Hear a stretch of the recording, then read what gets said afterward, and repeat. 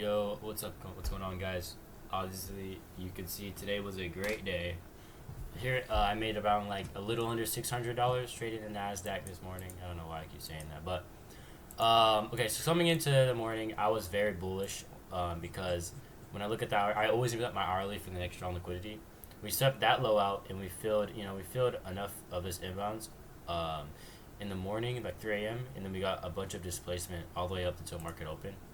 So that's pretty much where I was bullish. And then, like I said, every day is pretty much bullish because of the tariffs. So, but I mean, it seems like we're starting to pick up more, so we're probably going to start making a little bit of more reversals. I don't think I saw an SMT at all. Yeah, I didn't see an SMT, but we had. Oh wait, was there SMT? Oh, there was. Oh, also a buy side SMT. Forgot about that. And then yeah. Oh wait, what the fuck? That's over there. I'm an idiot. Sorry. Yeah, that's it. It was just this imbalance that got filled, and we saw some displacement. That's pretty much why. And then same with the 30-minute, filled the imbalance all the way, pretty much all the way. Also inversing these gaps in the 30-minute and then retesting and going back up. Okay, so now on the trade. So, as always, market open, right? I always like to wait. You guys know, if you've been watching this. I always like to wait for a sweep liquidity, and we've never really been getting that, so I kind of just like, fuck it, you know? But I wasn't going to be like, so we got this huge jump, right? As soon as the market opened. Changing state, you know, I would have placed a limit order, but we never got it.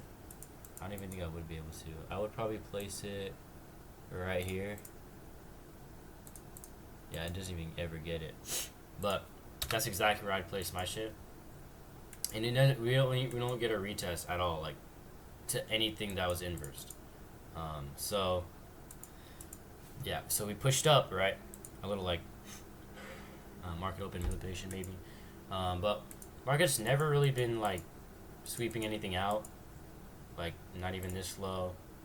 So I was just like, you know, fuck, I'll just take the trade anyways. So, the trade up here, it's as always, forever modeled by Justin Rowley. Except this is A plus because we have this sell side, or sorry, buy side SMT. We also had a sell side somewhere. Oh no, we didn't. Oh no, we had one right here, but it's like, I think this one's way stronger.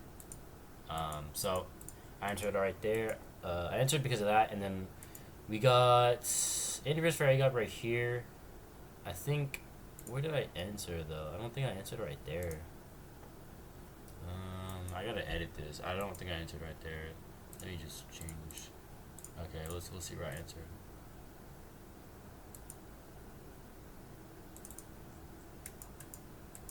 Alright, yeah, that's pretty, okay, so yeah, I'm bullish on the day, obviously. Okay. Okay, so here it is right here. We get a inverse this fair value gap as soon as we close above this, and we should get a change in state as well. And then I put my limit order right there, and we get an inverse right there, and then we just start to chop so much. And I think the good thing about this was the fact that we never inversed this already inverse gap, so it was more confirmation for me to hold my position and not go like break even or something, or put my stop loss, or sorry, my take profit up here. And then we inversed this gap right here, another gap that was created. We inversed it a bunch of times, but you know, we kept closing above almost every time we went up, like up here, and then up here, and then the last time right there, and then we finally got like a little breakout.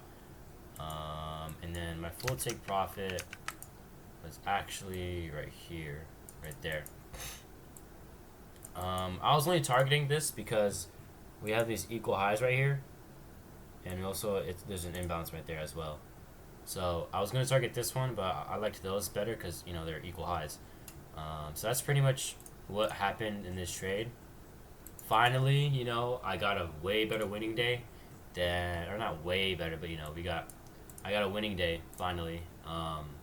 And yeah, this PA really is bad because I'm starting to actually hear that it's bad. So, I mean, I knew myself it was bad, but I'm also a beginner, so, you know, I don't want to immediately assume it's not my fault because everything that I've Um, everything, every time I lose, I'm gonna blame it on myself, you know. And I try to find my mistakes every time. But yeah, it is true. The PA is really bad. Um, so I'm happy that it's not actually my fault for losing this shit. But yeah, we finally got our first winning day. Times it by 5, and you'll see, well, it's like 2,500, but I'm still down 3K on a $250,000 being funded. So, yeah, so that's pretty much the trade to today. I don't even know why I make these videos, because it's literally the same thing every time. But yeah, that's pretty much what happened today. I can't really think of anything else, but yeah. Oh yeah, I'll tell you why I really took the trade though, because obviously, right, if we sweep out all these highs, right, you're probably gonna be like, why don't you just take a short, you know? But just look at the 1 hour, right? Look at the 1 hour. We see. Oh, let me take this off. There's so much shit on the screen. Just look at the 1 hour. In my opinion, I think we are so bullish up until like these highs or this imbalance, and we never even swept this shit out. But look, it actually happened. We were up until all these highs and the imbalance as well. We may have inversed that on the 1 hour, but I don't know what happened here. Maybe this maybe it was news. I don't. Yeah, it wasn't news, but I really thought like our next drawn liquidity was up, honestly, because that's just how drawn liquidity works, right? We sweep some form of liquidity, which is a swing low and up here, and that one, then we push up higher, and we see our displacement in what 30-minute. Yeah, we got 3-bar. I don't even know why I always say that, but 3-bar reversal. I don't always say that. I mean, I always think it sometimes, but we also got a 3-bar reversal, a tap into it, right there. That's also confirmed me on why taking this trade, right? So that's honestly why I took the trade like late in the trend, because I mean we also have equilibrium, right? We got all this shit. So I was like, we're under equilibrium. We were tapping into a high time frame fair value gap, and we also sweep this liquidity right here. So it's like I think we'll still be going up all the way up to these equal highs, right? It's even better. Not even just a swing high, but an equal high. That shows that it's obviously gonna go that way. So tomorrow, right? In order for me to be bullish after this just got taken out, so right. In order for me to be bullish, I would like to see displacement in the 1 hour, and obviously 1 hour is every hour, right? But by the time it's morning, obviously we're gonna see what will happen, right? And in the market, you always want to have a daily bias, but you always want to have some sort, like, this is my advice that I've done instead of just making a bias and then just sticking to it, right? This is my advice. I'm pretty sure other traders do it as well, but it's like when you have your bias, always have like a backup plan, just because you like Justin Werling said, you never want to predict the market, right? You just want to react, be an observer. So to have a bias, you should always have like a reason to switch your bias, right? So my reason to switch my bias, honestly, I'm honestly not too sure, but because I was just so like set on being bullish. But pretty much what I mean is, like, even though I say like, okay, I'm gonna be bullish tomorrow because we swept that shit out, right? What if we get up all the way until up to here, right? Am I still gonna be bullish? Maybe, maybe not, right? But we never even swept this high out, right? We got a fucking, like, what the fuck is that? So tomorrow, we probably could be more bullish, but look what we have as well. We have this huge imbalance, right? We're tapping into once again, but we got all the way till down there. And then what else do we have? We have this as well. So, in the next week or so, maybe we could see something happen all the way down to there, right? Let's look. We might even starting to be getting it. This whole daily fair value gap, right? So that's just my thoughts on what could happen next. But pretty much tomorrow, right? this is what I'll say. Tomorrow, if we are up here, then I probably will short after hitting this fair value gap. But I honestly do more of sweeping any form of liquidity out. So these two highs up here, which are equal highs, and this high hasn't get swept out either. Because look what happens. We get this high swept out, and then we get a move down into this imbalance, and then we get a push up. So that's like perfect trade. So like we could see push down push up and then downwards. But I honestly would love to see like all this get filled because this is insane. Like, but if we don't see it, we don't see it. So like that's pretty much what I mean by like you want to observe the market, right? Just react on what happens. And then obviously like you technically are predicting the market, but I mean that in a way where I mean like you just don't want to see something and be like, oh, I'm doing that, right? You want to like build it up. So exactly when I took that trade, like, I mean, yeah. So like I said, like obviously we are gonna observe, or sorry, we're technically are predicting, but I think what Justin really means by that is just obviously don't like just be so textbook. Like you want to make sure you can like kind of like account for like all of the confluences you can find, the strongest ones, right?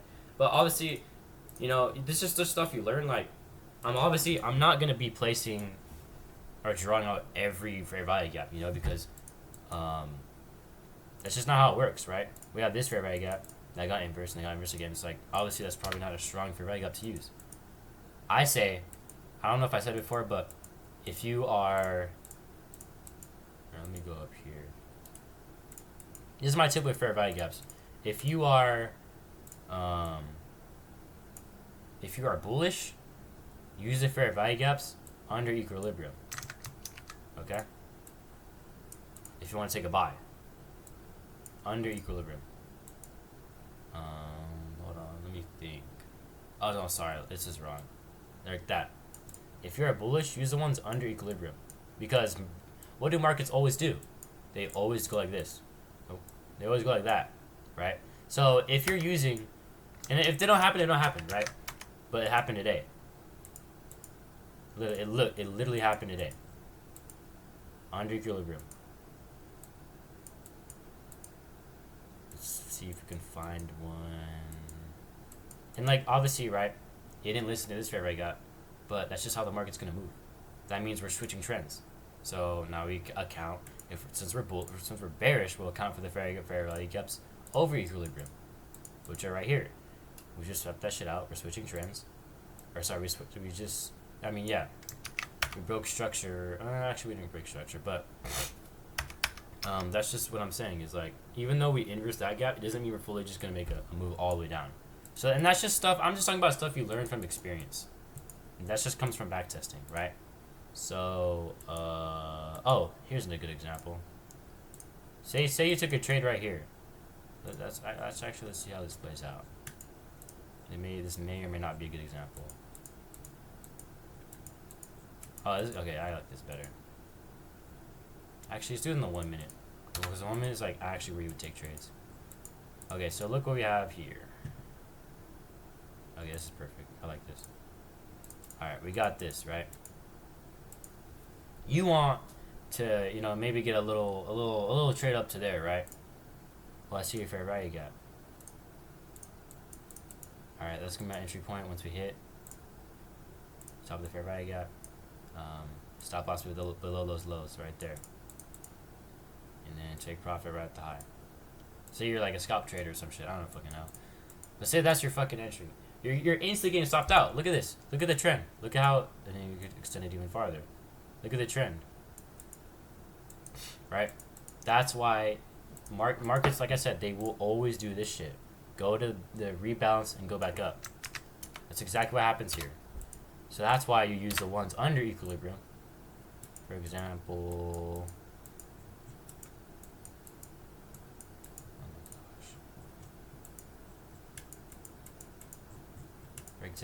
you would use this one right here. Imagine, bro, you would have bottom ticked that shit.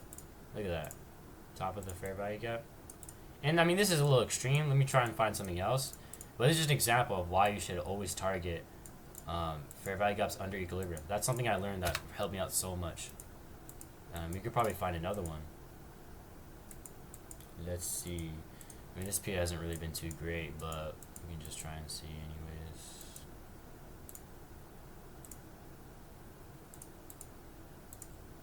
This is a pretty good example right here. Oh yeah, this is a good example. Let me just hit it. This PA is not good right here, so. I mean, yeah, if you want, you can click off this video. I'm very much just trying to teach now. Going to 5 minute, be better. Alright, some shit there. Oh, here's a good example. I mean, the market's closed, but what the fuck does the market do, bro? Swing highs to swing low. What do we see here, guys? We have a fair value gap right here. What if I took a short off that? No, bruh. Take it off this. Oh, man, it doesn't even hit it. So I'm a fucking idiot now. I guess I'm just an idiot. Oh, okay, there we go.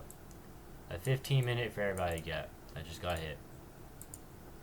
What if you waited for that and bottom tick that shit? Let's go on the 1 minute. It's probably was a fucking incredible trade or some shit.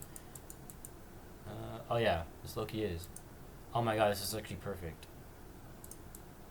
Sorry for using the Lord's name in vain. I don't know how to. Okay, let's see. You get a 1 to 7.4, 1 to 0.1 trade right here. Look, you waited for a fair value gap above equilibrium to take a short. So because the market likes to rebalance, right? We wait for that to tap, and we swept this high out. Same with that one. Same with that one. Same with that one. Right? We got a change in state, and then we don't get an inverse value gap. Oh, no, we get one right here, and we get our fucking retest. Okay. And then obviously full take profit value right here, but market's closed, so we would never know. But we would have got highest up to there. I mean, there's an inverse, right? If you like to target inverse fair value gaps, there's your take profit. I don't do that. But there it is right there. That's a little 1 to 2. 1 to 2 right there. Perfect trade. That's from what I've learned, this works the best for me. But yeah, that's just a little like teaching session for you guys right there.